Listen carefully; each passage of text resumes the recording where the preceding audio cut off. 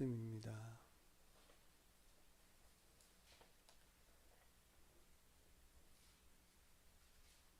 말씀을 봉독해 드리겠습니다. 예수께서 산에서 내려오시니 수많은 무리가 따르니라. 한 나병 환자가 나와 절하며 이르되 주여 원하시면 저를 깨끗하게 하실 수 있나이다 하거늘 예수께서 손을 내밀어 그에게 대시며 이르시되 내가 원하노니 깨끗함을 받으라 하시니 즉시 그의 나병이 깨끗하여진지라.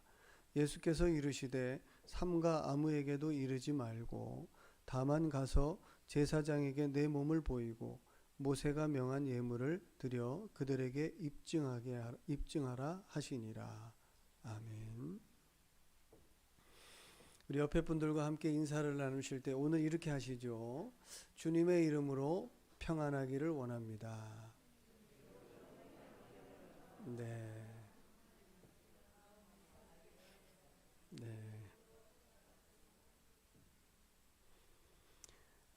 오늘 마태복음 8장 1절에서부터 4절까지의 본문입니다.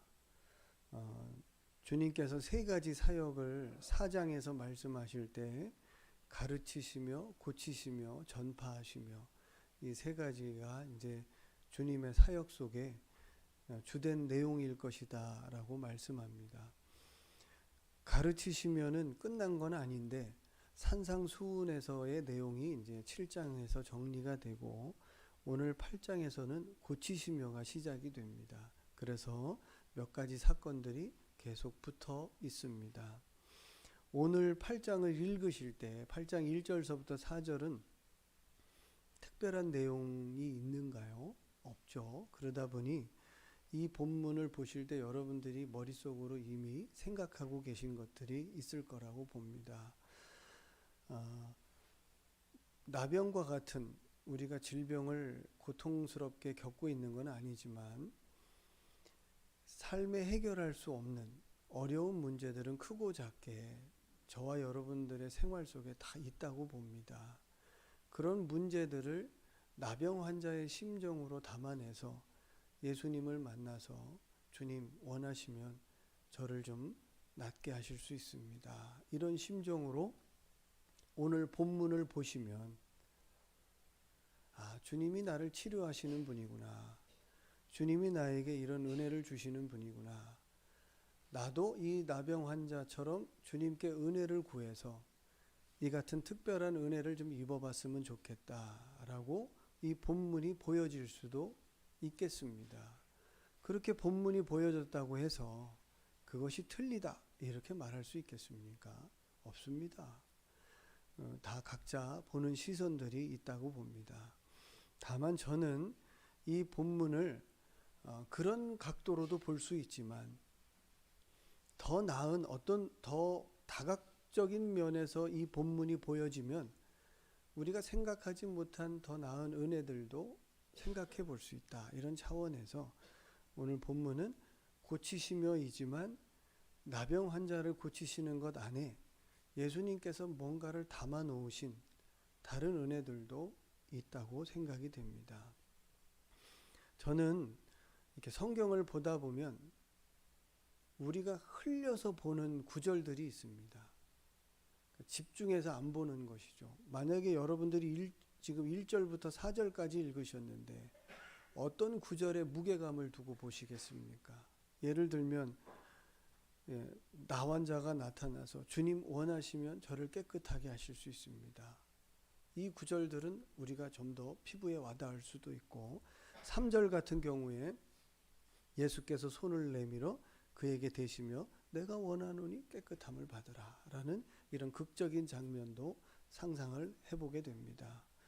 그런데 저는 어떤 구절이 좀 더 새롭게 보이냐면 1절 같은 구절입니다.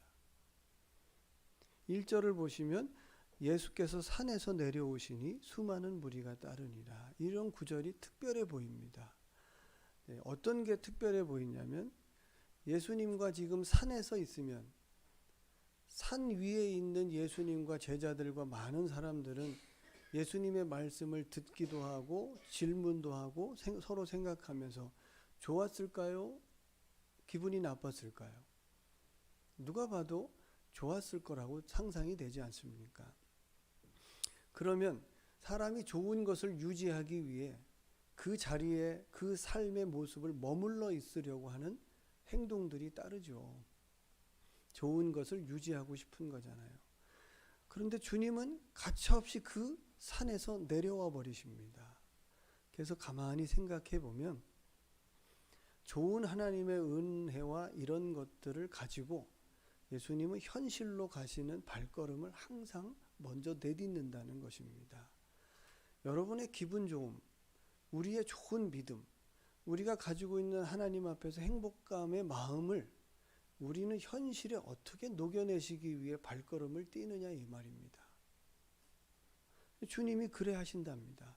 주님 그렇게 얘기하시고 자 너들 내려가서 산에서 내려가서 너들 마음대로 살아 이런 게 아니라 주님이 그 행렬을 내리시고 본을 보이시기 위해 먼저 내려오시는 거죠.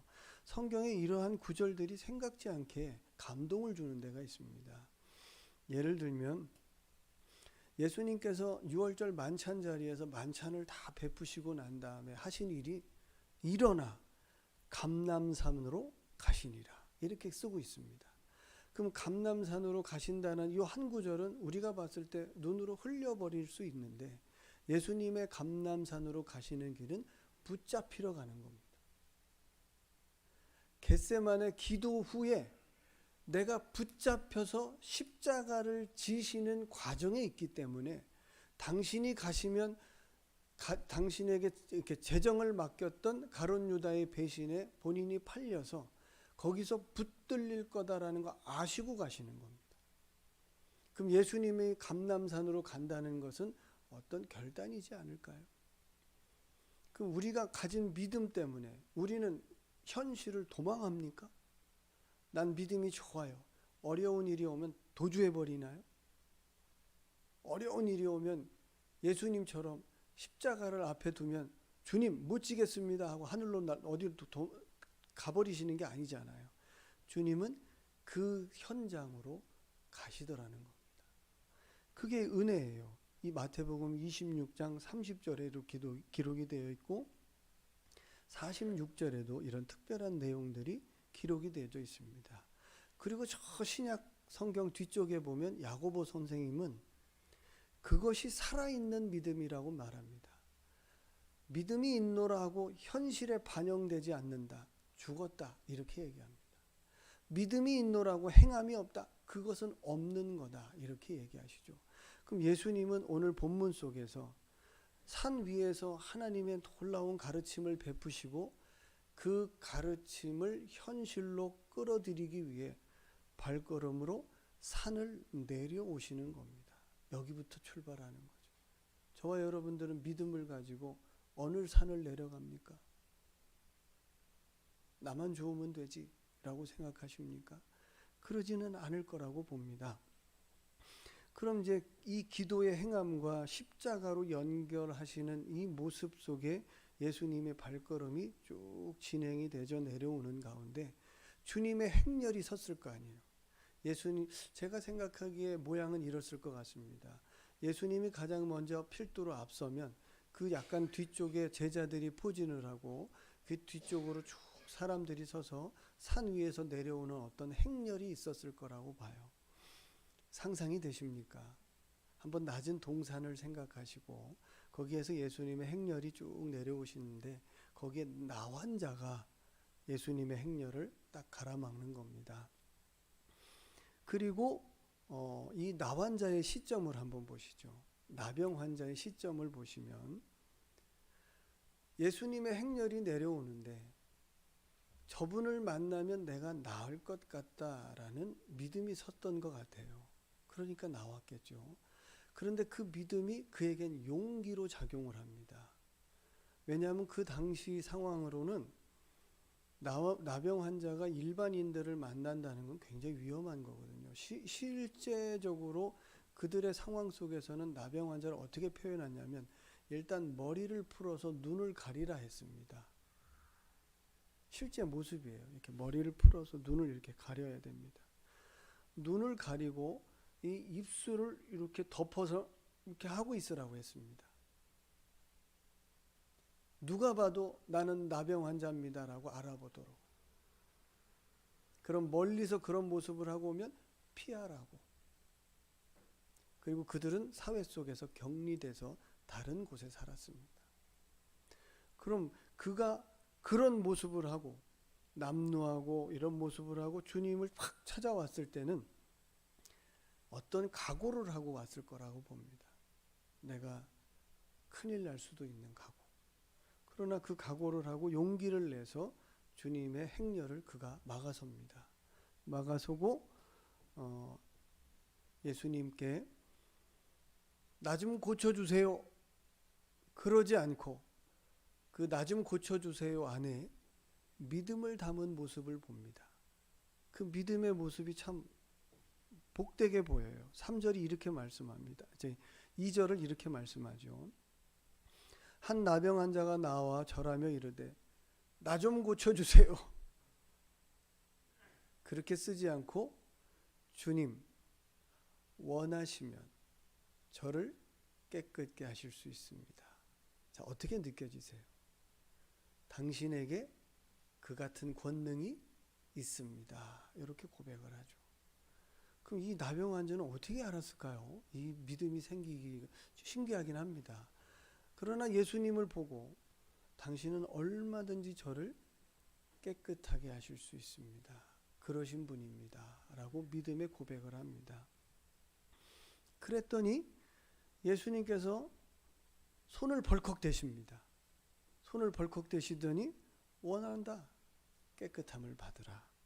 그리고 당시 율법 조항으로 묶여있던 나병 환자가 해결해야 했던 제도 속으로 밀어넣으면서 가서 이 제도 안에 네가 너 스스로를 풀어내고 살아라 라고 이야기를 합니다.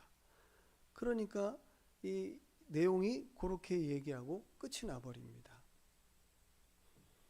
이제 여기서 우리가 요 내용만 보면 나병 환자가 심각한 병에 걸렸다가 예수님 만나서 나았습니다. 이렇게 이야기하고 저와 여러분들도 1차적으로 해석을 하면 예수님 만나면 이 같은 문제가 해결이 되고 이 같은 어려움이 풀어집니다. 그러니까 예수님을 용기 내서 찾으시고 만나세요. 뭐 이렇게 권면을 할 수도 있겠습니다. 그런데 마태복음 1장에서부터 오는 내용들을 잊어버리지 않으셨으면 좋겠습니다.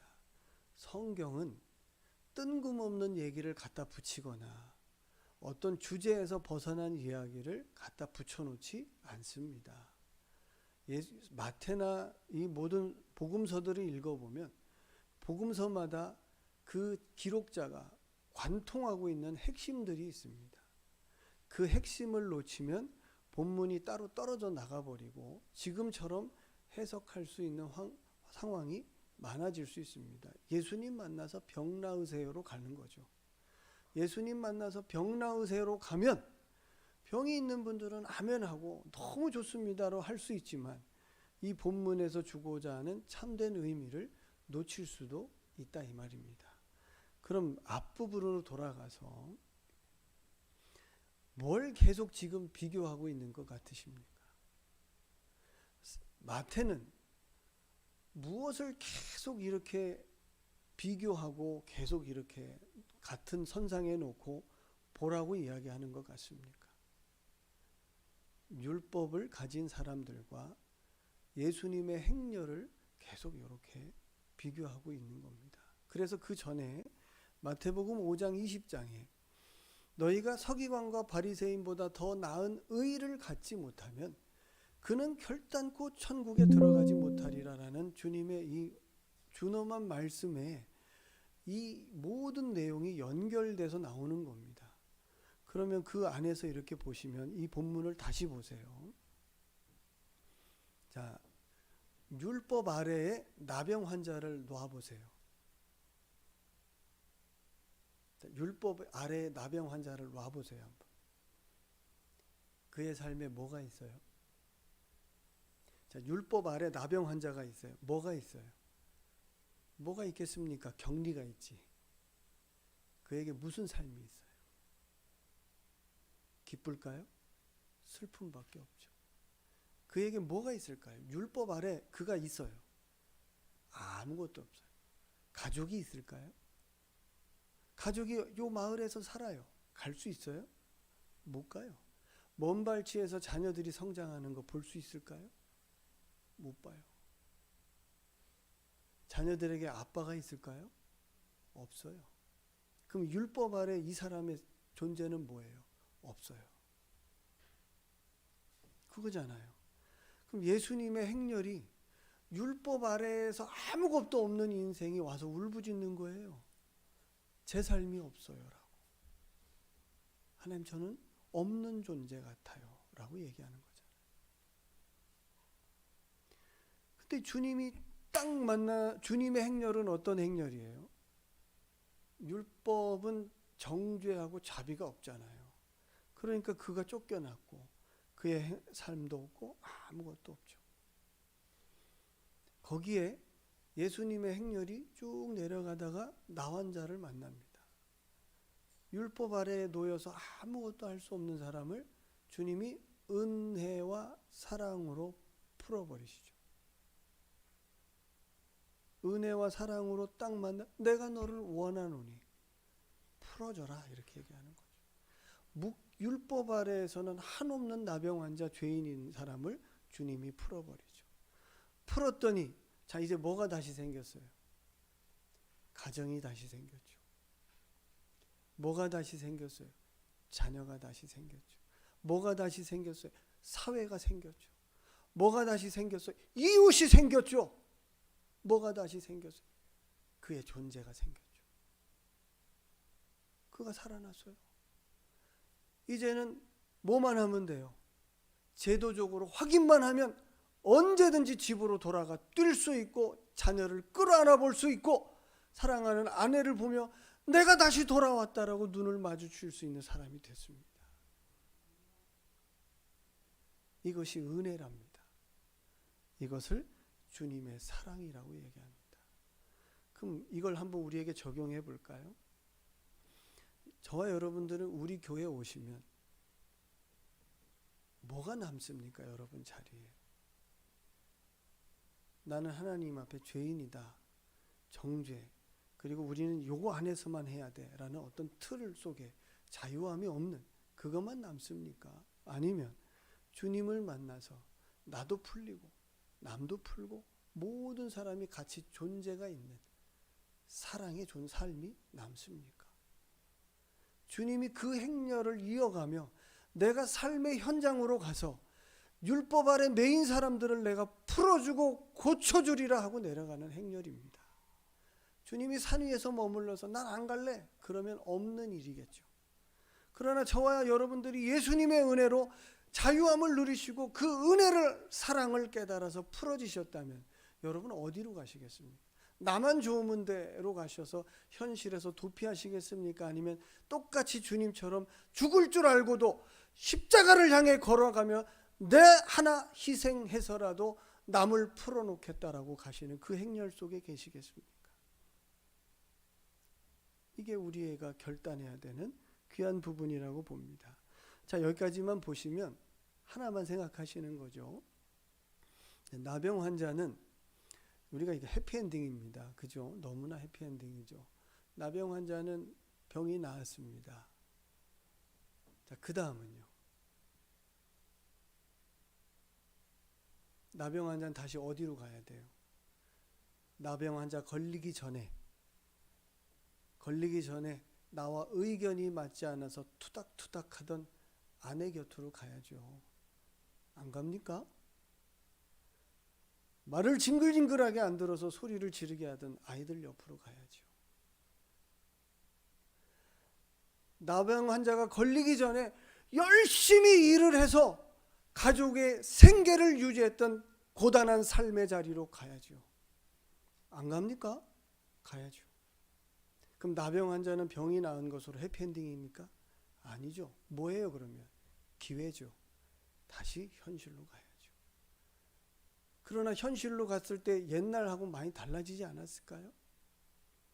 옛날의 감정은 지긋지긋한 가정이었다면 지금은요. 은혜겠죠. 다시 만났다는 은혜. 과연 그 은혜가 얼마나 오래 갈지는 또 모르겠습니다. 현실 속에서, 고단함 속에서. 이럴라고 다시 왔던가 이럴 수도 있잖아요. 차라리 다시 산으로 갔으면 좋겠다, 이런 마음도 있을 수 있겠습니다. 그래서 예전에 이런 소설이 있었어요. 바디메오라고 기억나십니까? 소경. 그 바디메오가 만약에 눈만 소경이고 피지컬이 좋다고 생각해 보세요. 피지컬이란 이렇게 육체적으로 어떤 체력도 좋고 이렇게 다 건장한 사내예요. 건장한 사내인데 눈만 이제 이렇게 앞이 안 보여요. 그런데 매일 바구니를 놓고 국어를 합니다. 국어를 하는데 옆에서 말소리가 들려요. 아유, 저놈은 뭐 이렇게 좋은 말을 해주는 사람도 있지만 나쁜 말을 해주는 사람도 왜 없었겠어요. 그죠? 이건 상상해 보시라는 얘기입니다. 바디메오가 듣습니다. 그리고선 구걸해서 간신히 살아가는데 어느 순간 그 앞을 예수님이 지나간대요. 주님이시다 하고 막 허겁지겁 뛰어가서 주님 원하시면 제 눈을 보게 할 수 있습니다 해서 눈이 떠졌어요. 이제 떠졌어요. 떠졌는데 지나가는데 우연히 목소리를 듣는 순간 그때 그놈, 날 비난하던 그놈 딱 마주쳤어요. 보니까 나보다 약해. 피지컬도. 어떻게 하겠습니까? 따라와 너. 그래서 소설 중에 그는 깡패가 되었다는 얘기가 있습니다. 이건 좀 안 맞죠, 성경하고. 소설이니까 제가 말씀을 드리는 겁니다. 이게 왜 우리에게 어떤 의미를 주는 걸까요? 주님의 은혜를 받았습니다. 감정이 행복합니다. 사랑하는 마음이 생겼습니다. 내가 하나님 말씀대로 살아봐야지 라는 결단도 섰습니다. 그걸 가지고 어디로 들어가셨어요? 집 가시잖아요. 그 마음 가지고 어디 가세요? 교회 오시잖아요. 그 마음 가지고 직장 가시잖아요. 갔는데 어때요? 저거 죽일까? 이런 거 만나잖아요. 저거 가만히 안 두고 싶다, 막 이런 사람을 만날 수도 있잖아요. 그때 어떻게 하겠어요? 가슴이 또 와르르 무너내리죠. 와르르 무너내리면 은혜와 사랑을 받아서 그것을 유지하고 그것을 뿜어내야 될 사람이 어디로 갑니까? 다시 율법 아래로 들어가는 거죠. 주님이 그것을 고치시는 사람으로 나오는 겁니다. 저와 여러분들이 한번 생각해 보시죠. 지금 이 나병 환자는 병이 나은 것으로 박수치고 환호를 하고 와 대단하다 행복하겠다로 그치면 안 됩니다. 이에게 남은 이제 삶은 새로운 시작인 거죠. 다시 몸을 부벼야 하고 다시 삶에 들어가서 소리를 높여야 하는, 다시 그 자리로 들어가서 이젠 예전에 살던 방식이 아닌 주를 만났기 때문에 주님 때문에 살아야 하는 새로운 방식이 생겼는데 내 주변은 다 똑같고 나만 달라서 그 삶의 방식을 표현하고 하기가 너무 어려워. 너 이상한 거 아니냐라고 손가락질 받을 때 부글부글 분노가 일어나는 것 아니겠습니까? 이게 우리잖아요. 그러면 여기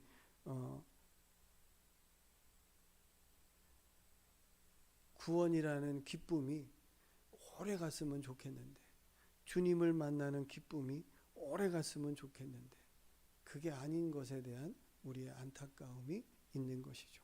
그럼 오늘 이 본문 안에서 주님께서 병든 자가 나았으니까 너희도 낳고 말아라 라는 이야기가 아닌, 나는 너를 고치는 사람으로 내려오시는데 그 고치는 각도가 율법과 그 율법 아래서는 죄인이고 정죄받을 사람이고 아무것도 없고 사회성도 없는 우리들을 끌어내서 이제 다시 새로운 기회를 주시는 주님으로 우리에게 있는 것입니다. 이게 은혜와 사랑이라고 하니까 이제 이렇게 적용하시면 말씀이 끝이 납니다. 저는 몇 년이 남았는지 모릅니다.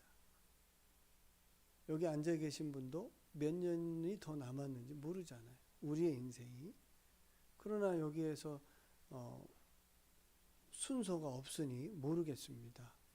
그럼 이제 몇 년이 남지 않은 얼마가 남았는지 모르는 저와 여러분들 생애 속에 예수님은 지금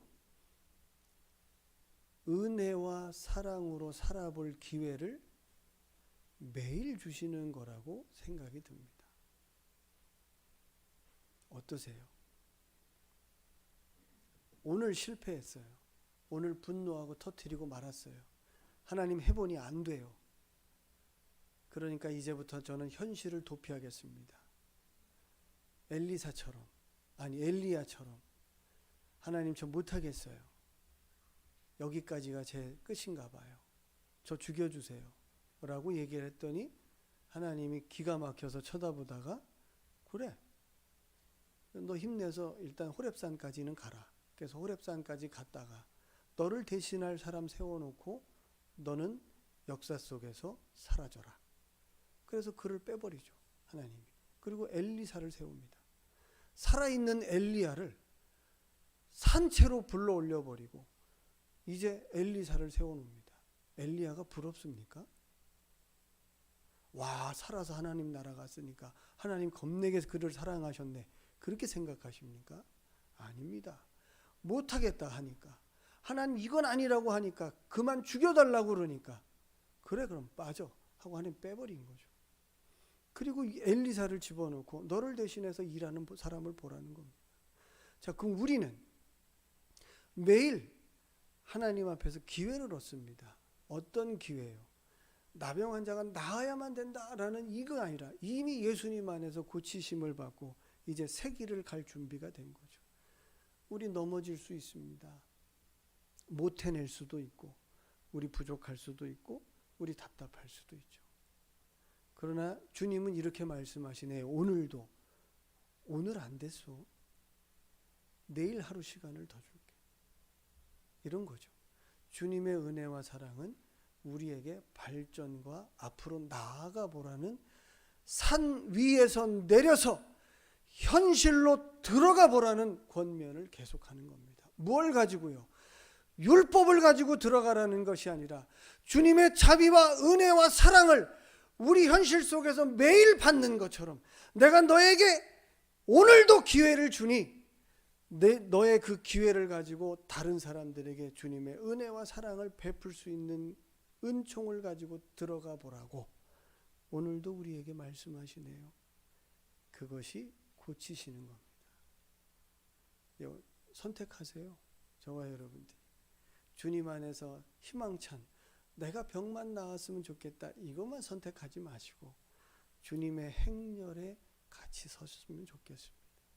산 위에서 내려와 그 행렬을 따르며 이제 우리와 만나는 모든 사람, 손을 대서도 안 되는 사람, 어떤 사람, 우리에게 찾아오는 모든 사람에게 예수님은 은혜입니다. 예수님은 사랑입니다를 우리는 나타낼 수 있는 아주 중요한 사람이 된 것입니다.